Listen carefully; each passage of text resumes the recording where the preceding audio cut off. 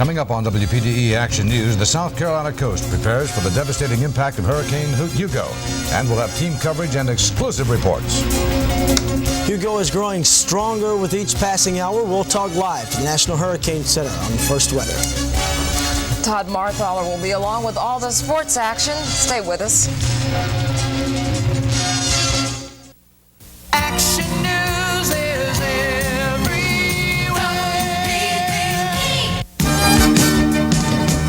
Now, from the Eastern Carolina's live news leader, this is WPDE's Action News 15.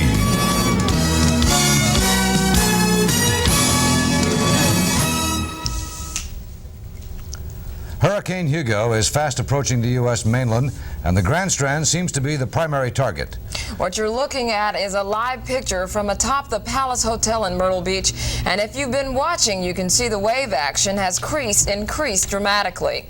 Good evening, everybody. I'm Bob Howick. And I'm Lilli Shaw. Folks up and down the Carolina coast are bracing themselves for what could be the worst storm since Hazel in 1954. Our news teams have been keeping an eye on things along the Grand Strand. Sue Abrams is in the pavilion area, right in the heart of Myrtle Beach. Obviously not an activity center at the moment. Sue?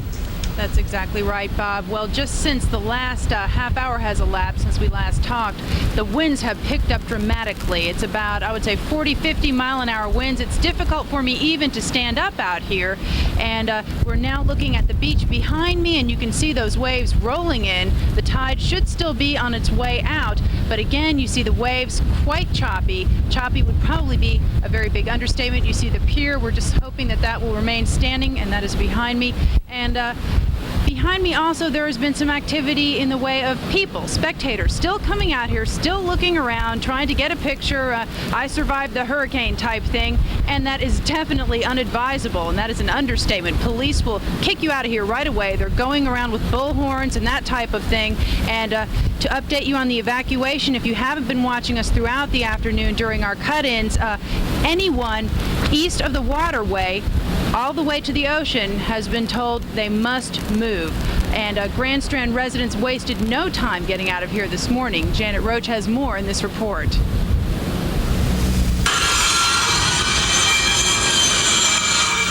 Much of the first part of the day was spent boarding up homes and packing possessions. Myrtle Beach residents are determined to protect themselves and property from the fury of Mother Nature. Some don't have much of a choice. I'm probably one of the few people in this world that don't carry insurance.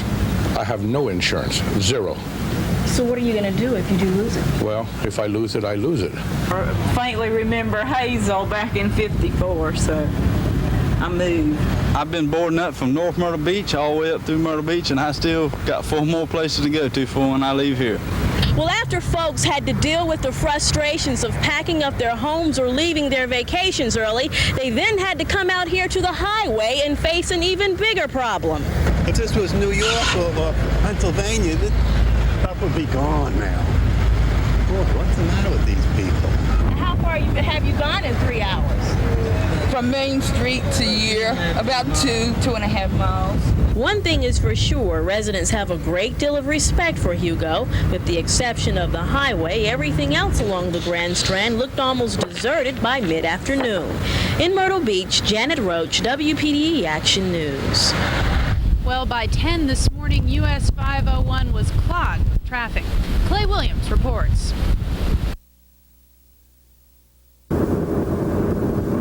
The only way to describe the exodus from the Grand Strand, gridlock. Most of the folks heading out are tourists, but this young mother is the wife of a serviceman. It's a lot bigger and it's done a lot more damage. We don't want to stand and wait on it. In Conway, police and highway patrol teamed up to keep traffic running smoothly, but the sheer volume of vehicles made that job difficult.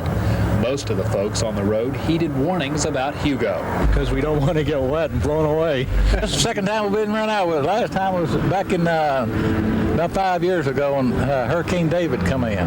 We were run out then, so we're heading back up into the mountains again. Okay. See you later. They say it's going to be pretty fierce, though. Yeah. That's why you're getting out now? Yeah, I don't want to be part of it. This gas station operator vowed to stay open until lawmen make her leave. She won't have much company on the roads. In Horry County, Clay Williams, WPDE Action News. Now, Bob and Lily, behind me you can see the palm trees beginning to bow in the very high winds. This is no time to joke around, so do what officials are saying. Back to you. All right, thank you very much. Take care.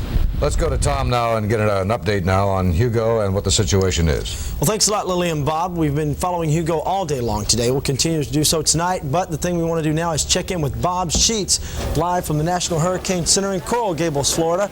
Bob is standing by now. Bob, tell us about Hugo. It's grown this afternoon. How big is he now? Well, indeed it has grown because it's gotten a little larger. The eye has sort of tightened up and the winds have increased. Now we're looking at a Category 4 hurricane. The winds up to the northeast of there have spread out. They've gotten stronger, and unfortunately you and Myrtle Beach are in the path of this major hurricane. Okay, Bob, what do you attribute the strength to? Why did it grow so suddenly? Just crossing the Gulf Stream? Well, it's certainly over the warmer waters, and the upper air was all favorable for it to strengthen, but I personally did not expect it to get this strong. I thought it would be a Category 3 hurricane, but not reaching a Category 4. Yeah, I don't think any of us were looking for this or even hoping for this. The thing we're worried about now, Bob, is that it's supposed to arrive just in time for high tide. Are we still on that time frame? That's exactly right. We're on that time frame. It's been chugging along there at about 20 miles per hour, and that means somewhere near high tide. Even if it misses high tide an hour or two, it's still going to have a big impact because of the wind envelope is so large that it's going to produce that storm surge along that coast. Okay, we've just about got the entire coast evacuated now. What we're beginning to worry about now is how long will it take it to pass through our inland areas? I keep getting calls from people who live in mobile homes. They're worried about tomorrow morning. How soon do you think it'll pass out of our area? Passing out of your area will take at least 12 to 24 hours. We're looking at, again, a few more hours to get to the coast. And then if we look here, you can see the size of tropical storm force winds, the size of hurricane force winds, and that's going to have to move right on through your area. So it's going to be at least 12 hours from after it passes over you. Okay, Bob, one last question. Everyone here remembers Hazel from 1954. How do you figure that Hugo will stack up against Hazel in a historical perspective? What are we in store for here? If we're correct, it'll be as strong or stronger and as devastating as Hazel was, because it has the larger wind field out there to the northeast, and it also is coming in nearly parallel to the coast as compared to turning. Now this may start to turn, and if that happens, that will help, but not a whole lot. Okay, Dr. Sheets, we appreciate you staying with us throughout the day today. We'll talk to you a little later. Okay, thank you.